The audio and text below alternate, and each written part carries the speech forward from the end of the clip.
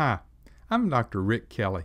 I'm a practicing physician with over 30 years' experience in primary care and talking to patients about their problems and concerns. If you know me, you know I'm not much of a complainer. I'm very easygoing, easy to please, and don't really get upset much. But there are some things about the ongoing COVID pandemic that really bother me. If you agree, please let me know. If you disagree, please tell me why. A lot of this is my opinion, but it is what I'm thinking based on the information that I gather daily. Doctors and patients are told to shut up and just follow what they're being told without questioning it or thinking for themselves. Listen to our betters, as it seems. But that's not how it should be.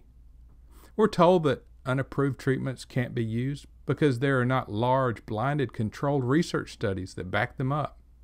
Yet, we never had any randomized controlled trials on wearing masks to prevent COVID. We never had any random controlled trials on standing at least 6 feet apart or having so many people in a restaurant or meeting room. How many were we allowed to have? 50? 100 in a room? But really, those are just numbers that a person or group of people pulled out of the air. They were probably based on some past practice or some strong or weak data, but we really don't know, do we? I understand this sounds ludicrous and these guidelines are just common sense. At least that's what they want to imply to us. Flatten the curve, 2 weeks, then 4 weeks, then 2 years. Who knows? My bias is to think these people making the rules and guidelines meant well and mean well. But we really don't know, do we? Some have scoffed at doctors who recommend supplementing with vitamin D and C and zinc to help patients strengthen their immune systems, to fight off infections. Why? Because we don't have randomized controlled trials on these for COVID. But some very intelligent and respected experts pointed out that supplementing with vitamins is extremely low risk compared to the potential benefits. So why not give it a try? But many government experts, up until we had the availability of monoclonal antibodies, said we should just tell COVID patients to go home and isolate and wait and see if they got better. But if not, go to the ER. But always wear masks. Wear masks, they say, and socially distance. Which, that's probably good advice. Well, now we do have a prospective trial out of Bangladesh on mask wearing for prevention of COVID. This study ran from November 2020 to around April 2021. The study was recently released in a preprint and has not undergone peer review. But basically, the study took a group of 340,000 adults and randomly divided them into 2 groups. One was a control group that received no intervention, and the other was given instructions on mask wearing. They had monitors to observe for compliance and then followed up at different times to see how they did. They found that only about 30% of the intervention group complied with the instructions to wear masks, but still overall the mask group had about 10% less COVID than the control group.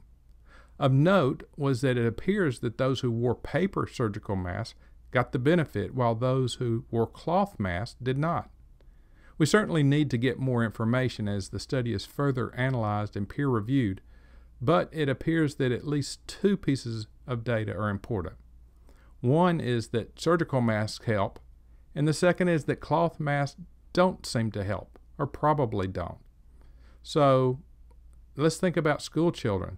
If you're going to make them wear masks, then get them some masks that work.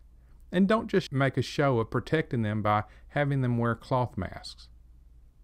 So what else don't I like? Well, I, like many, was pleased that President Trump pushed for Operation Warp Speed to cut the red tape that usually slows the development of medical treatments and vaccines. I was comfortable with the fact that U.S. Big Pharma did Phase 1 and Phase 2 and 3 trials just like they should, and the data was presented publicly to get the emergency use authorization. We had real people in studies with real outcomes of mild, moderate, or severe illness, or hospitalization and death. I did not like that they excluded those with a history of previous COVID infection and natural immunity from their studies. I assume that they did not want to skew their data, both on efficacy and adverse events, since those with natural immunity would likely respond different. We just don't know.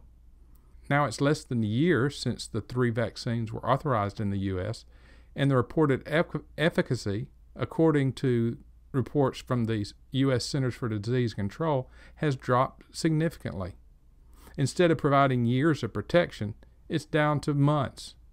At least 10% of those hospitalized with severe COVID have been fully vaccinated. Who knows how many fully vaccinated are getting mild cases, but they are happening.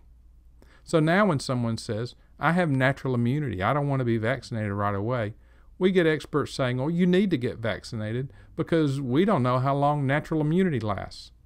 Well, I have to reply, we don't know how long vaccine immunity lasts, do we?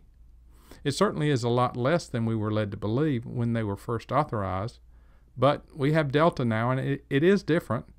So if it is different, then how is it the vaccines are still operating under a EUA, and one of them has gotten full approval based on what seems to me, at least, to be out-of-date data? And now that same company has turned around and said, well, we need boosters because the ones we got approval for aren't lasting long enough. I really hope I'm missing something, but I just don't see it. Now, I'm not anti-vax. I've said that before. I've been encouraging those at risk to get vaccinated from the start. I was first in line to get vaccinated, but I do worry about treatments that haven't been approved to be safe and as effective as they were claimed initially. Now, Pfizer wants approval to dose children down to age 5 without long-term safety data. We don't have months or years of data simply because the shots in COVID haven't been around long enough. I'm not saying that they aren't safe, but do we really know? They say it's safe, but what does safe actually mean? To me, safe means when you're wearing a life vest, it'll keep you from drowning 100% of the time if you use it correctly. Well, I don't think you're too safe if it only keeps you from drowning 80 or 90% of the time, or whatever it is.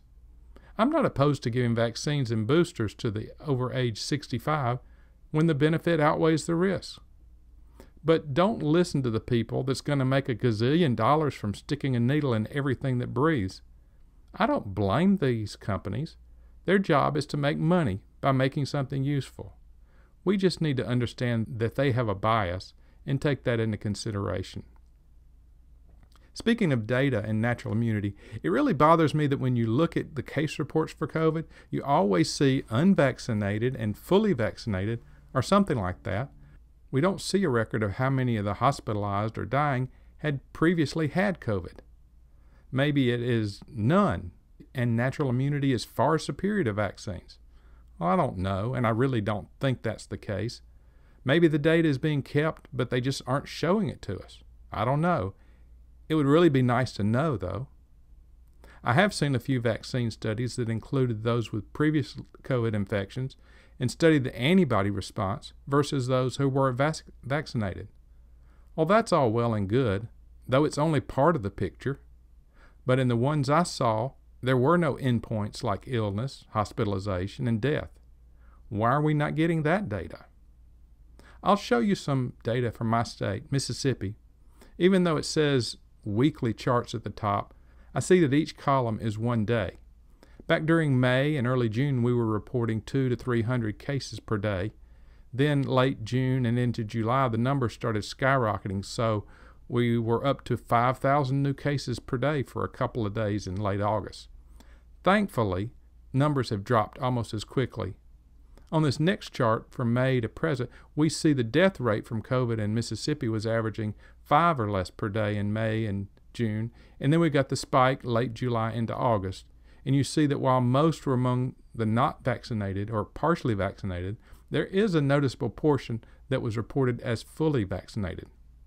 Now, here are several charts which break down the numbers from the last month or 4 weeks. The first is the 40 to 49 age group. During that time period, there were 3,200 per 100,000 individuals, which comes to 3% among the unvaccinated. and less than 0.1% in cases of this age group were fully vaccinated. That's a whopping 34-fold risk reduction. If you look at the hospitalized cases and the number of deaths, you see large reductions also. In real numbers, that means during this 1 month for this age group, there was approximately 4 out of 10,000 risk of death for unvaccinated and 2 out of 100,000 for vaccinated. If you look at the 50 to 64 age group, you see similar reductions and increasing numbers of hospitalizations and death as you'd expect. These numbers do increase in the 65 to 74 age group and then the 75 and older age group. I'm not going to discuss it in this video, but I want you to be aware that there are researchers looking at the effects of COVID on brain structure and function. The study is out of the UK, and they are looking at before and after MRI scans, specifically on the regions that are related to our sense of taste and smell. They're evaluating cognitive tests also to correlate the structural changes seen on MRI. I'll put a link in the description below if you'd like to look at this preprint article. And I'm saying this to highlight that even though we hope everyone who gets COVID has 100% recovery after mild, moderate, or severe disease, it is possible that even mild cases of COVID can cause permanent damage. And lastly, I don't believe that we can opt out of having COVID.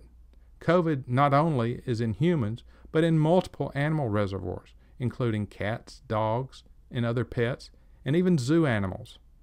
It is not going away. Another thing we don't know is whether either previous infection or vaccination could prevent some of these long-haul symptoms. We can pray that it does. Well, that's about all I have for today. Thank you again for watching. If you like these videos and find something useful, please subscribe, like, and leave a comment. Have a great day. Bye.